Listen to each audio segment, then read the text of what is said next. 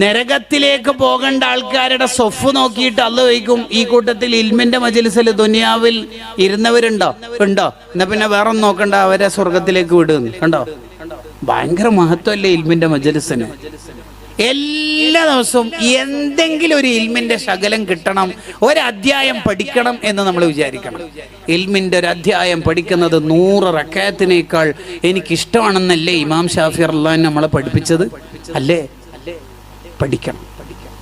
ഒരു ഇൽമിന്റെ മജ്‌ലിസിൽ ഇരിക്കുന്നതിന് മുമ്പ് അയാളുടെ തലയിൽ ഒരുപാട് പർവ്വത സമാനമായ തെറ്റുകുറ്റങ്ങൾ ഉണ്ടെങ്കിലും ഇൽമിന്റെ മജ്‌ലിസ് കഴിഞ്ഞു പോകുമ്പോൾ ഫലാ അലൈഹി ശൈഉം മിനദ് ദുനൂബ്, ഒരു തെറ്റും അയാളുടെ തലയിൽ ഉണ്ടാവില്ല, എല്ലാം പുറത്ത് കിട്ടിയിട്ടുണ്ടാവുന്ന അത്രയും മഹത്വമുണ്ട് ഇൽമിന്റെ മജ്‌ലിസിൽ. അതുകൊണ്ടല്ലേ ഈ ബുദ്ധിരാക്ഷസന്മാരായ ഇമാമമാർ ഇതിന്റെ